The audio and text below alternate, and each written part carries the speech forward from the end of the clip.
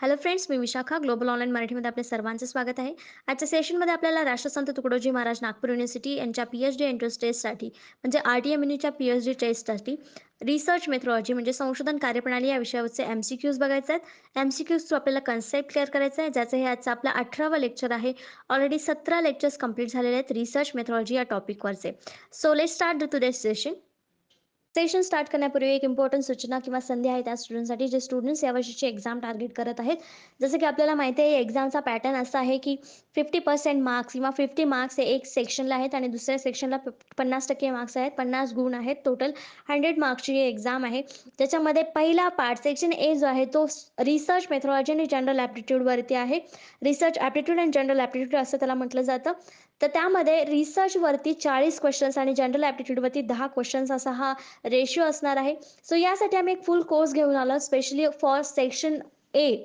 ठीक आहे, ज्याच्यामध्ये तुम्हाला मिळणार आहेत 20 संपूर्ण अभ्यासक्रमावरील मॉक टेस्ट, ज्यामध्ये 10 मॉक टेस्ट या रिसर्च मेथॉडॉलॉजीच्या असतील आणि उरलेल्या 10 जनरल ॲप्टिट्यूडवरती असतील.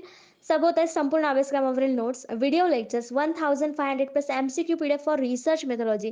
जसं की वेटेज रिसर्च मेथॉडॉलॉजीला जास्त आहे सेक्शन ए मध्ये, तर त्यासाठी ही सरावासाठी MCQ PDF तुम्हाला आम्ही प्रोव्हाइड करत आहोत. असा हा फुल कोर्स आहे 599 रुपयाला. इकडे दिलेल्या व्हॉट्सअप नंबरवरती तुम्ही मेसेज करून लगेचच रजिस्ट्रेशन करून लगेचच कोर्सला जॉईन होऊ शकता. हा कोर्स तुम्हाला गॅरंटेड सिलेक्शन करून देणार आहे, कारण असा हा कोर्स डिझाईन केलेला आहे की तुमचा सेक्शन ए एकदम परफेक्ट होणार आहे आणि फार थोडे पर्सेंटेज म्हणजे 50% मार्क व्हायला ह्याच्यामध्ये खूप हेल्पफुल होणार आहे सेक्शन ए मध्ये फुल कोर्समध्ये. ओके. तर आज आपण बघतो रिसर्च मेथॉडॉलॉजी युनिट 5 मध्ये सॅम्पलिंग टेक्निक्स किंवा सॅम्पलिंग म्हणजे काय आहे याबद्दल आपण बघणार आहोत. तर याचा सिलेबस मध्ये जर आपण सिलेबस वाईज चाललो आणि हे आपलं 5वं युनिट आहे चालू. त्या युनिट मध्ये काय काय सिलेबस आहे? Sample and sampling designs, concept of population, sample, sampling frame, sampling unit, need and advantage of sample study, methods of sampling, characteristics of representative sample, sampling error, concept of probability and non-probability sampling, types of probability sampling, simple random sampling, systematic random sampling, proportionate and disproportionate, stratified random sampling, types of non-probability sampling and purposive and snowball. तर याच्यामध्ये काय काय सांगितलेलं आहे की व्याख्या काय आहे, सॅम्पलिंग म्हणजे काय, त्याचे डिझाईन्स कोणते आहेत, कन्सेप्ट कुठले आहेत, पॉप्युलेशनशी ते कसे निगडीत आहेत किंवा त्याचे ॲडव्हांटेज काय आहेत, स्टडी मटेरियल त्याचं कसं आहे किंवा मेथड्स कुठल्या आहेत, सॅम्पलिंगचे कॅरेक्टरिस्टिक्स, त्यानंतर प्रोबॅबिलिटी नॉन प्रोबॅबिलिटी हे टाइप्स आहेत सॅम्पलिंगचे ते काय आहेत. त्यानंतर रँडम सॅम्पलिंग, सिस्टमॅटिक सॅम्पलिंग हे प्रोबॅबल आहेत की नॉन प्रोबॅबिलिटी मध्ये येतात. हे सगळं जे आहे ते या सिलेबस मध्ये युनिट 5 मध्ये आपल्याला आपले अभ्यासाचे जे MCQ थ्रू आपण क्लिअर करतो आहोत. तर आजच्या सेशनला आपण सुरू करूया MCQ थ्रू. बघूया आजचा पहिला प्रश्न काय आहे. तर पहिला प्रश्न आहे अ सॅम्पलिंग फ्रेम इज. सॅम्पलिंग काय आहे किंवा त्याची फ्रेम म्हणजे काय, एक नमुना फ्रेम आहे. दिलेल्या ऑप्शन्स पैकी आपल्याला नमुना फ्रेम कशाला म्हणू शकतो हे सांगायचं आहे. तर ऑप्शन्स बघूयात. A summary of various stages involved in designing a survey. सर्वेक्षणाच्या डिझाईन मध्ये समाविष्ट असलेल्या विविध टप्प्यांचा सारांश. An outline view of all main cluster of unit in a sample. नमुन्यातील युनिटच्या सर्व मुख्य समूहांचे बाह्य रेषा किंवा दृश्य. आणि सी आहे a list of all units in the population from which a sample will be selected. लोकसंख्येतील सर्व युनिट्सची यादी ज्यातून नमुना निवडला जाईल. लास्ट ऑप्शन आहे a wooden frame used to display the table of random numbers. यादृच्छिक संख्यांच्या सारण्या प्रदर्शित करण्यासाठी वापरलेली लाकडी चौकट. तर इथे एक एक ऑप्शन्स आपल्याला कट करत जायचंय. तर इथे समोर वरती काय दिलेलं आहे, समरी ऑफ व्हेरियस स्टेजेस. नमुना फ्रेम मध्ये आपण समरी देऊ शकतो का की वेगवेगळ्या स्टेजेस कुठल्या वापरणार आहेत आपण? नाही. मग हे आन्सर आपलं नसणार आहे. दुसरा आहे an outline view of all main cluster of unit and samples. म्हणजे बाह्य रेषा किंवा दृश्य त्याला नमुना म्हणू शकतो का? कदाचित हे आपला असू शकतं.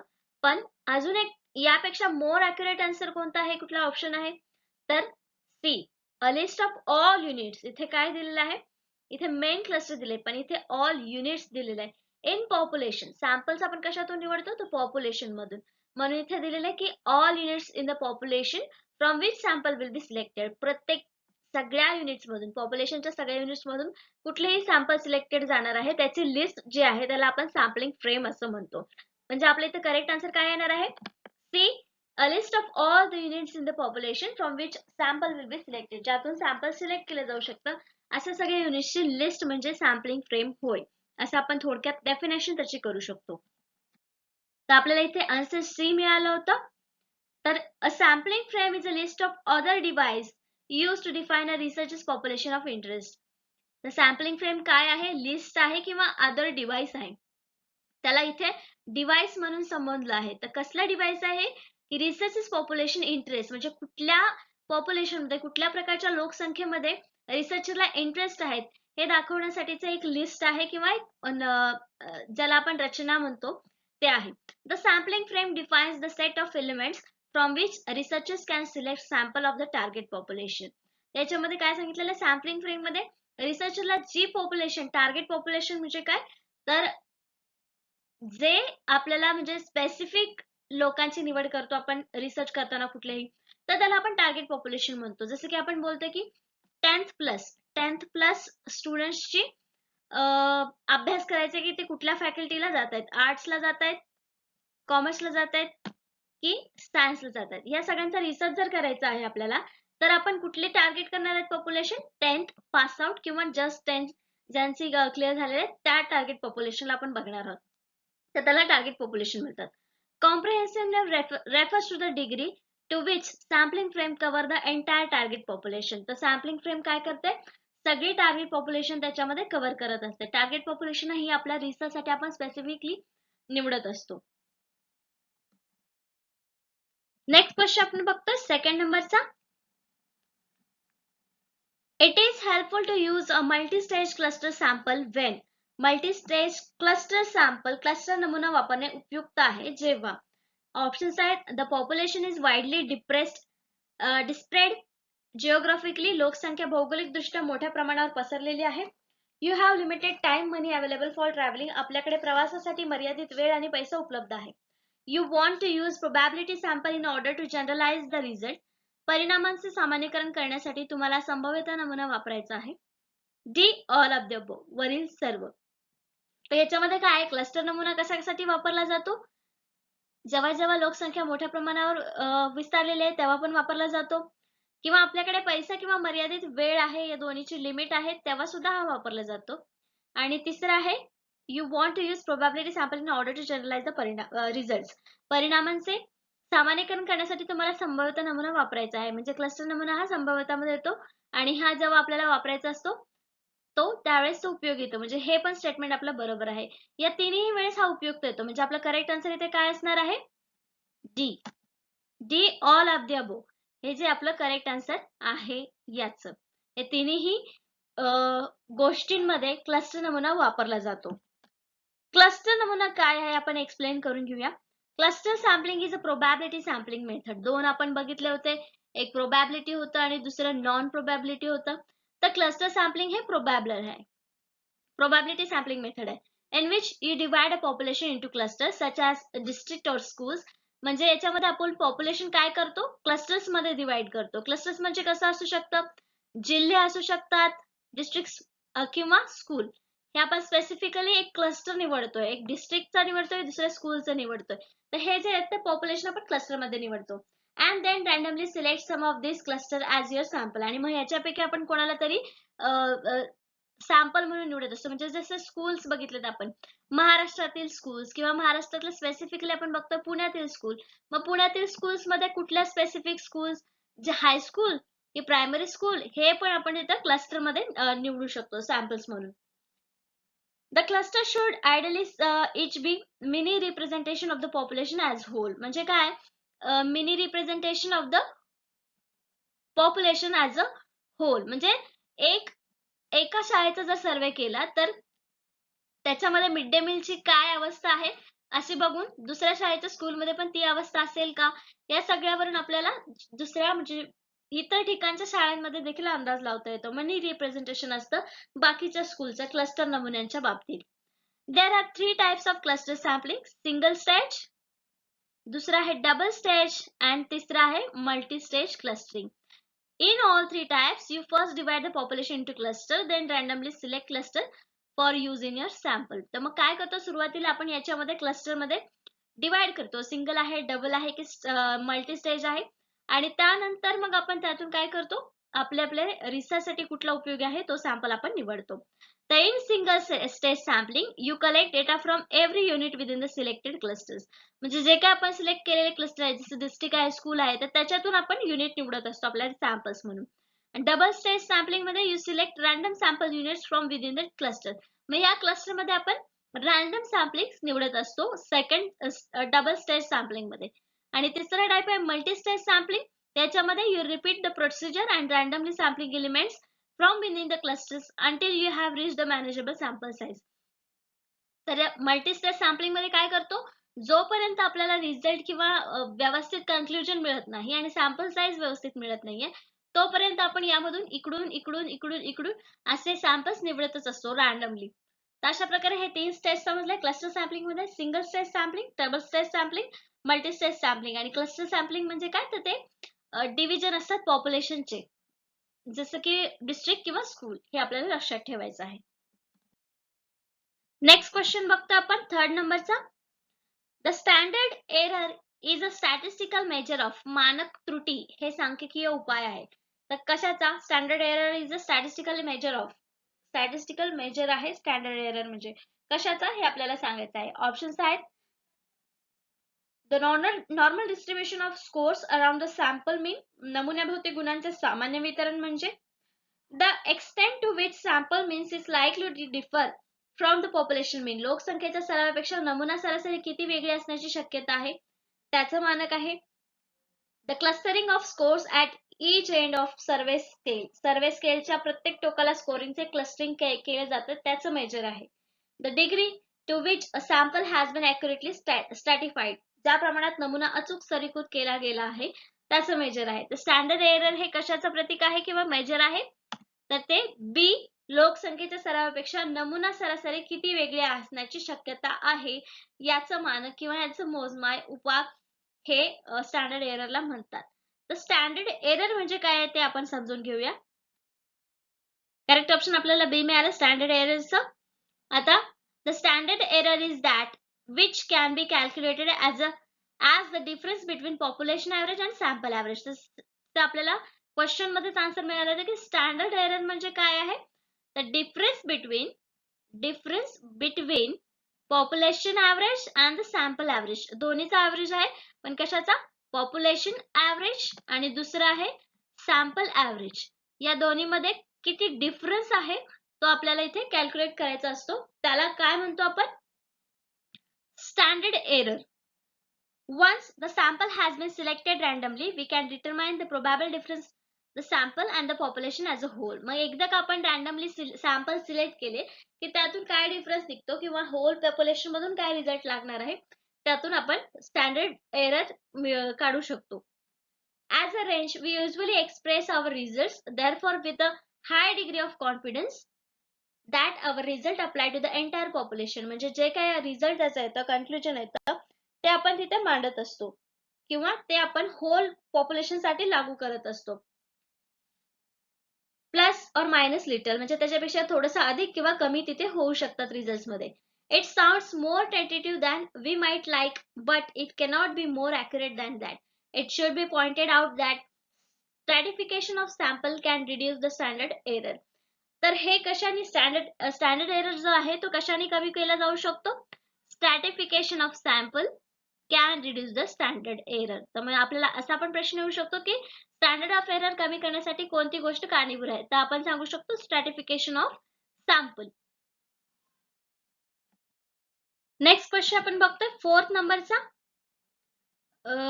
Snowball sampling can help the researchers to. Snowball sampling संशोधकाला मदत करू शकते. कशा प्रकारे मदत करू शकते किंवा कशात मदत करते. ऑप्शन्स आहेत ऍक्सेस डेव्हिएंट और हिडन पॉप्युलेशन, विचलित किंवा लपलेल्या लोकसंख्येमध्ये प्रवेश करण्यासाठी. Theories inductively in a qualitative study, गुणात्मक अभ्यासात प्रात्यक्षिक सिद्धांत करण्यासाठी.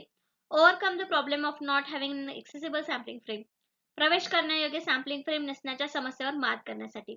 तर स्नोबॉल सॅम्पलिंग हे नॉन प्रोबॅबिलिटी सॅम्पलिंग मेथड आहे आणि त्यामध्ये हे तिन्ही पॉइंट्स कव्हर होतात किंवा हे संशोधकाला अशा प्रकारे मदत करू शकतात. मग इथे आपला करेक्ट ऑप्शन काय येणार आहे, तिन्ही पॉइंट जर येत असतील आणि तर खाली डी ऑप्शन जर ऑल ऑफ द अबव असेल तर नक्कीच आपलं करेक्ट आन्सर काय असणार आहे? D, all of the above.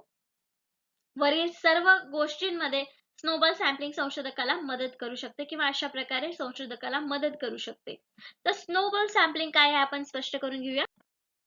Snowball sampling is a recruitment technique in which research participants are asked to assist researchers in identifying other potential subject.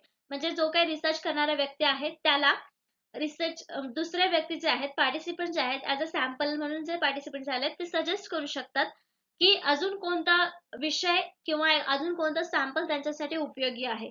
अशी snowball sampling असते. Snowball sampling is where research participants recruit other participants for the test or a study. म्हणजे याच्यामध्ये काय आहे, एखादा व्यक्ती जर sample म्हणून निवडला गेला असेल, एक्स व्यक्ती आहे जो सॅम्पल म्हणून निवडला गेलेला आहे, तर तो सजेस्ट करेल की X2 जो व्यक्ती आहे त्याचा पण माझ्यासारखाच विषय आहे किंवा तोही माझ्यासारखाच आहे, हा देखील तुमच्या रिसर्चसाठी उपयोगी पडेल.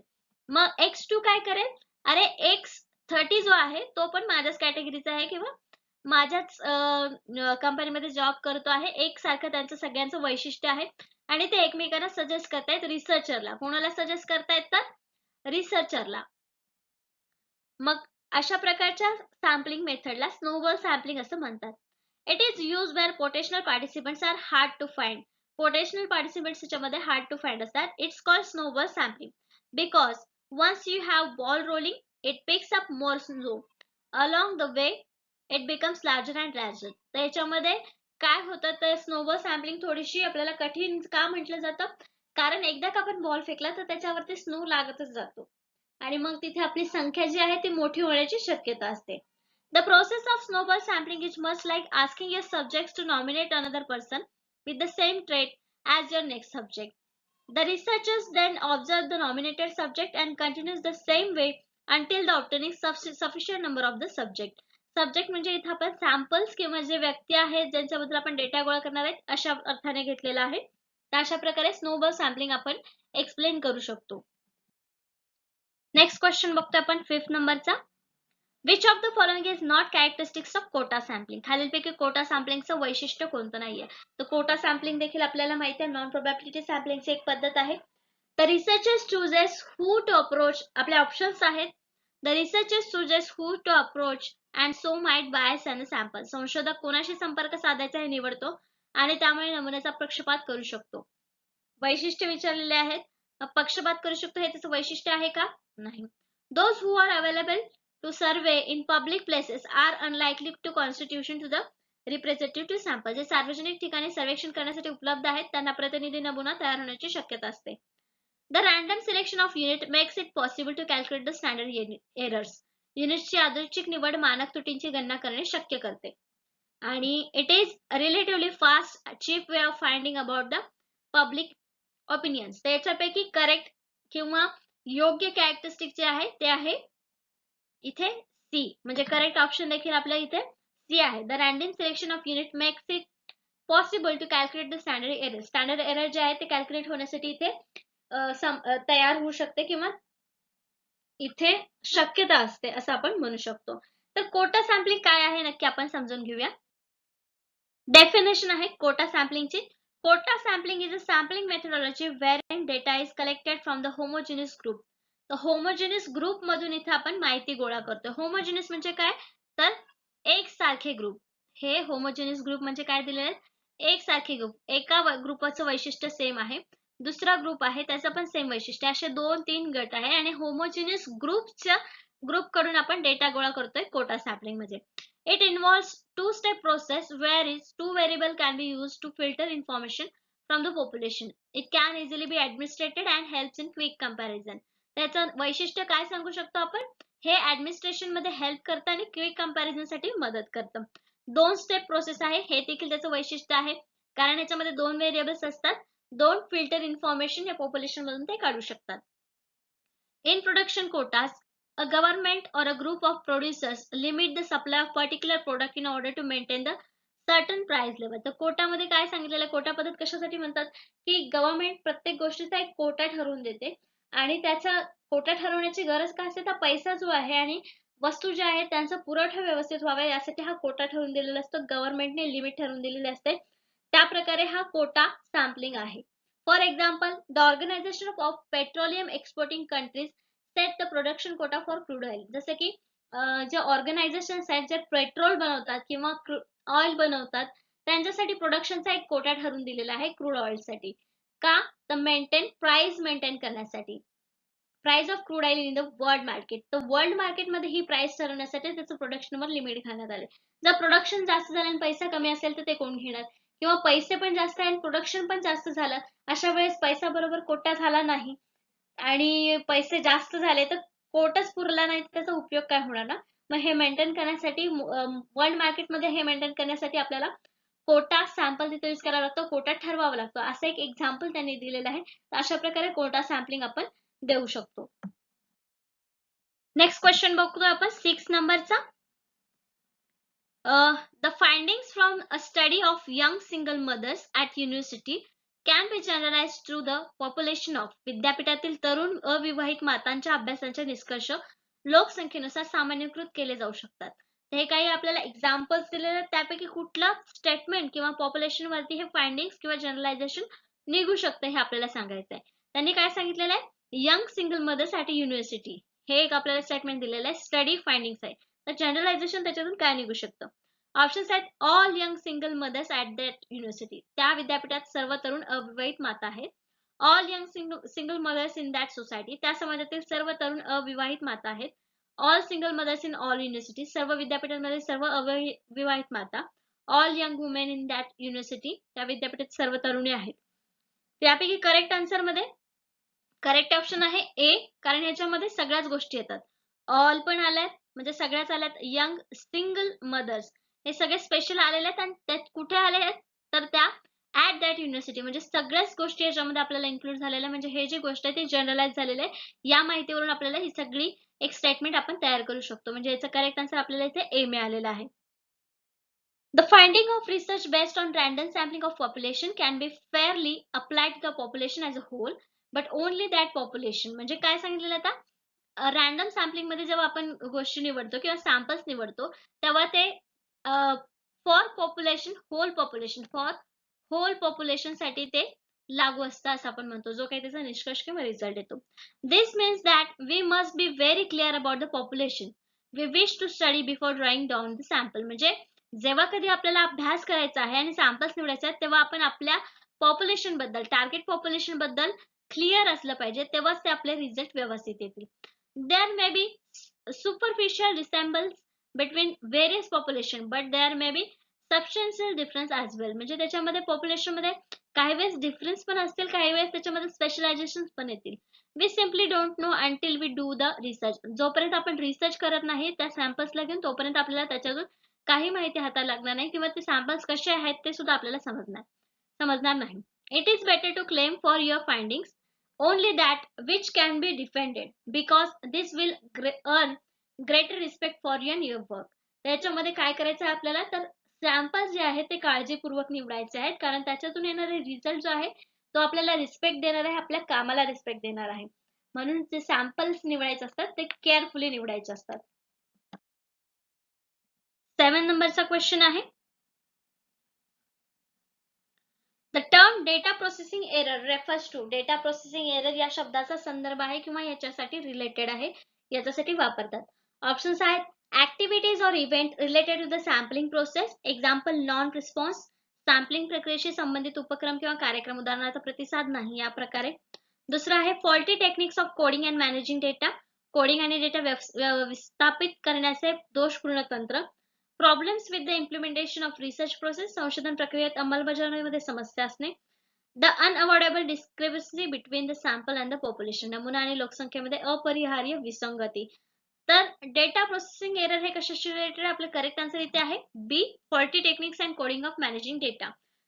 तर आपल्याला जेव्हा आपल्याला डेटा प्रोसेसिंग एरर म्हणजे नाव आपण जेव्हा बघतो तेव्हाच आपल्या लक्षात येतं की हाचा जो संबंध आहे काहीतरी बिघाड असणं, आपलं काहीतरी दोष असणं याच्याशी येतो एरर म्हणजे. मग आपलं करेक्ट ऑप्शन इथं बी आहे. आणि फॉल्टी टेक्निक्स आणि कोडिंग. फॉल्टी म्हणजे काय? चुकीचा दोषपूर्ण तंत्र याला आपण असं म्हणू शकतो. मग त्याच्यामध्ये आपल्याला डेटा प्रोसेसिंग एरर दिसतात, म्हणून आपलं करेक्ट आन्सर इथे आलेला आहे बी. करेक्ट ऑप्शन आपल्याला बी मिळाले. तर द प्रोसेसिंग एरर. आता प्रोसेसिंग एरर म्हणजे काय ते बघायचं आपल्याला. Data processing error. Processing error is the error in final survey resulting arising from the faulty implementation of correctly planned implementation method. तर हे कधी आपल्याला जाणवतं? सर्वे रिझल्ट्सच्या वेळेस जेव्हा आपण काही चुकीच्या गोष्टी ह्याच्यात इन्क्लूड केल्या असतील रिसर्चमध्ये, डेटामध्ये, किंवा सॅम्पल चुकीचं निवडलेलं असेल आणि त्याचा रिझल्ट जेव्हा येणार असेल तेव्हा तो चुकीचा येतो आणि मग त्याला आपण डेटा प्रोसेसिंग एरर असं म्हणतो. Most processing errors occur in the data for individual units. म्हणजे हे कधी असतात? तर इंडिव्हिज्युअल युनिट्स जे आपण निवडतो त्याच्यामध्ये हे एरर्स येऊ शकतात. Although errors can also be introduce in implementation of system and estimates.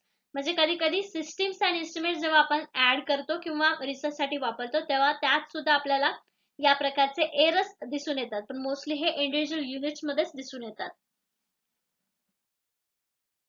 Next question आपण बघतोय 8 नंबरचा जो आहे, selection of football team of FIFA world cup is called. आता इथे आपल्याला एक एक्झाम्पल दिलेलं आहे आणि ते एक्झाम्पल कुठल्या सॅम्पल्स आहे ते सांगायचं आहे. Selection of football team FIFA world cup is called.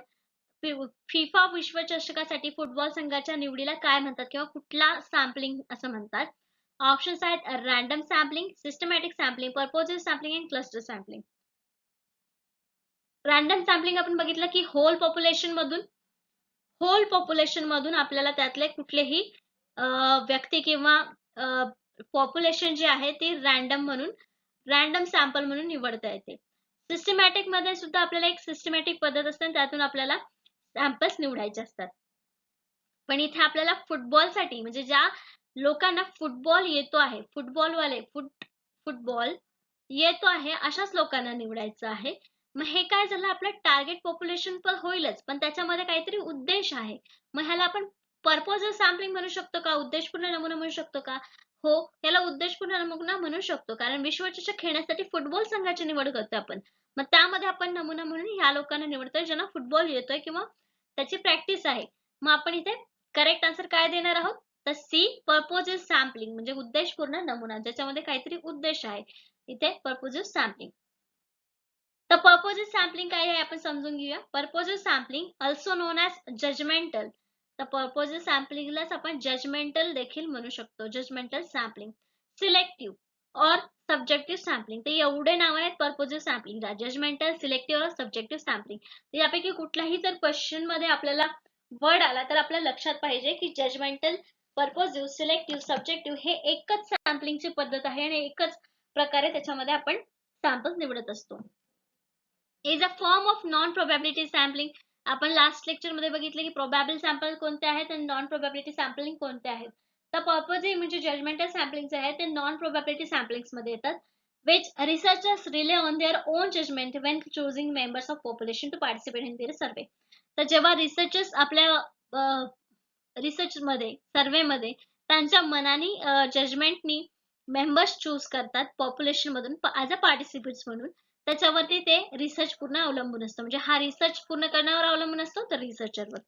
A purposive sampling is defined as a sampling done on the basis of characteristics of the population. तर हे जे सॅम्पलिंग आहे ते कशावर अवलंबून असतात तर कॅरेक्टरिस्टिक्स ऑफ पॉप्युलेशन, लोकसंख्येच्या वैशिष्ट्यावर अवलंबून असतं. जसं की आपण बघितलं की फुटबॉल खेळणारे लोक हे त्यांचं वैशिष्ट्य आहे आणि त्याच्यावरतीच ते आपण पर्पोजिव्ह सॅम्पलिंग निवडली होती फुटबॉलच्या टीमसाठी. Hence selecting a football team for the FIFA world cup is a purposive sampling. तर कॅरेक्टरिस्टिक्स होतं जसं की आपण सांगितलं, त्यामुळे त्या कॅरेक्टरिस्टिक्सच लोक आपण त्या सॅम्पल्स मध्ये निवडले पर्पजनी, एका स्पेशल पर्पजनी. तर अशा प्रकारे पर्पोजिव्ह सॅम्पलिंग किंवा जजमेंटल सॅम्पलिंग, सिलेक्टिव्ह सॅम्पलिंग आणि सब्जेक्टिव्ह सॅम्पलिंग आपण एक्सप्लेन करू शकतो. नेक्स्ट क्वेश्चन बघतो आपण 9th नंबरचा. What is also known as representative sampling. जसं आपण बघितलं की पर्पोजिव्ह सॅम्पलिंगला जजमेंटल सॅम्पलिंग, सब्जेक्टिव्ह सॅम्पलिंग हे नाव होते, तर इथे आपल्याला एक आहे की रिप्रेझेंटेटिव्ह सॅम्पल अजून कशाला म्हणतात. ऑप्शन्स आहेत प्रतिनिधी नमुना म्हणून कोणाला ओळखले जाते किंवा काय ओळखले जाते. ऑप्शन्स आहेत non probability sampling, probability sampling, quota sampling आणि स्नोबॉल सॅम्पलिंग. त्याच्यातलं करेक्ट आन्सर जे आहे ते आहे ए, नॉन प्रोबॅबिलिटी सॅम्पलिंग. असंभाव्यता किंवा गैरसंभाव्यता नमुना याला रिप्रेझेंटेटिव्ह सॅम्पल्स देखील म्हणतात. का, कसं किंवा नॉन प्रोबॅबिलिटी सॅम्पलिंग म्हणजे काय हे आपण बघूया. A representative sample is a group or set chosen from the largest statistic population or a group of factors instance that adequately replicates the larger group according to the way their characteristics or quality is under study. तर non probability म्हणजे representative sample काय आहे, तर ते एक ग्रुपचा किंवा सेटचं sample निवडले जातं ज्याच्यामध्ये लार्ज नंबर असतात स्टॅटिस्टिकल पॉप्युलेशनचे.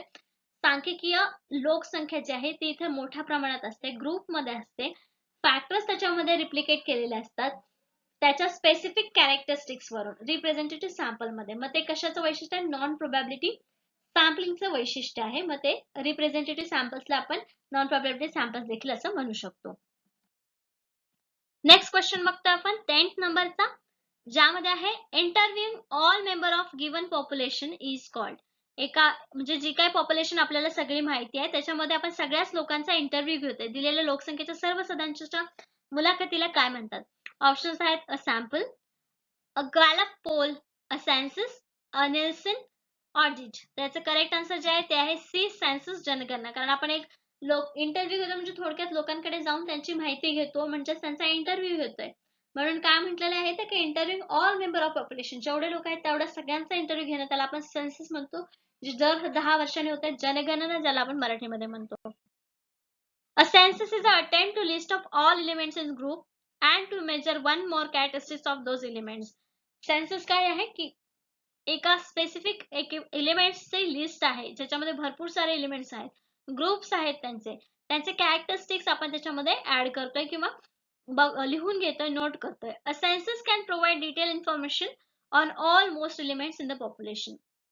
तर सेन्सस मध्ये काय असतं, सगळी इन्फॉर्मेशन असते जी एलिमेंट्सला म्हणजे पॉप्युलेशन मधल्या प्रत्येक गोष्टींना जास्त इन्फॉर्मेशन प्रोव्हाइड करत असते. thereby enabling total for rare population groups or small geographic areas. त्याच्यामध्ये काय असतं की छोटे छोटे जॉग्राफिक एरियामध्ये ही माहिती आपण गोळा करत असतो. मग माहिती आहे ना जनगणना कशी होते की प्रत्येक घरोघरी जाऊन ही जनगणना किंवा त्यांचे वैशिष्ट्य, त्यांची सगळी माहिती, डिटेल माहिती जी आहे ते लोक त्यांच्या घरोघरी जाऊन घेत असतात, म्हणजे तो इंटरव्ह्यू असतो. Collecting of data from whole population rather than just sample, म्हणजे सगळ्यांकडून पॉप्युलेशन मधून ही माहिती गोळा करत असते. Example, doing a survey of travel time by asking everyone at school in a census. तर सेन्सस मध्ये काय केलं जातं की एक्झाम्पल म्हणून दिलंय की ट्रॅव्हल टाइम म्हणजे doing a survey of travel टाइमचा सर्वे करायचा आहे, सगळ्यांना विचारायचं स्कूलमध्ये, म्हणजे हा एक प्रकारचा सेन्सस झालेला आहे स्कूलचा. जसं की इंडियामध्ये सगळ्या लोकांचा जो आहे तो सर्वे होत असतो, बाकी आपलं शिक्षणाविषयी, हेल्थ विषयी, त्याच्यानंतर रोजगाराविषयीच्या गोष्टींचा, आणि ही सगळी इन्फॉर्मेशन आपल्याला गव्हर्नमेंट प्रोव्हाइड करत असते जेव्हा सेन्सस कंप्लीट होतो, जनगणना कंप्लीट होत असते तेव्हा. तर आजचे आपले 10 प्रश्न, 10 कन्सेप्ट इथे संपलेले आहेत, जे होते सॅम्पलिंग वरचे. नेक्स्ट लेक्चर मध्ये आपल्याला नेक्स्ट टॉपिक वरचे, नेक्स्ट युनिट वरचे क्वेश्चन्स बघायचे आणि त्यातले कन्सेप्ट आपल्याला समजून घ्यायचे जे पेट एक्झामला येणार. आपल्याला समोर स्क्रीनवर जे दिसते ती आम्ही एक टेस्ट सिरीज चालू केलेली आहे MS सेट पेपर 1 साठी. ऑलरेडी 2 बॅच फुल झालेल्या आहेत आणि आम्ही आता तिसरी बॅच स्टार्ट करतो MS सेट पेपर 1 साठी टेस्ट सिरीजची, ज्यामध्ये तुम्हाला दिसत आहेत की 50 टेस्ट टोटल मिळणार आहेत प्रॅक्टिस साठी, जी 7 तारखेपासून बॅच चालू होतीये. त्यामध्ये तुम्हाला काय काय मिळणार आहे, तर नवीन बॅच शुक्रवार 7 तारखेपासून चालू होणार आहे. 50 दिवसांची बॅच असणार आहे, व्हॉट्सअप ग्रुप ज्याच्यामध्ये 26 तारखेपर्यंत ही चालणार आहे. या बॅच मध्ये 50 पूर्ण अभ्यासक्रम असणार आहेत, टेस्ट सिरीज असणार आहेत, 50 क्वेश्चन एका टेस्ट मध्ये असणार आहेत विथ कम्प्लीट सोल्युशन. मागच्या वर्षीच्या प्रश्नपत्रिका भेटणार आहे. आपल्याला माहिती आहे मागच्या वर्षीच्या प्रश्नपत्रिकांचा सराव किती महत्वाचा आहे, त्यामुळे 2011 पासून ते 2020 पर्यंतच्या सर्व प्रश्नपत्रिका तुम्हाला सोल्युशन सहित सरावासाठी मिळणार आहे, मराठी आणि इंग्लिश दोन्ही लँग्वेज मध्ये. शिवाय टेस्ट सिरीज व्यतिरिक्त तुम्हाला फुल सिलेबस नोट्स मिळणार आहेत पेपर 1 च्या. फुल सिलेबस व्हिडिओ लेक्चर्स मिळणार आहेत, फक्त 999 रुपयामध्ये फीस आहे त्याची. आणि जॉईन करण्यासाठी फक्त दिलेल्या व्हॉट्सअप नंबरवरती तुम्हाला मेसेज करायचा आहे. लवकरात लवकर टेस्ट सिरीज जॉईन करा, जेणेकरून एक्झाम पर्यंत तुमचे हे टेस्ट कंप्लीट होतील, सराव भरपूर होईल. त्याच्या सेशनसाठी धन्यवाद.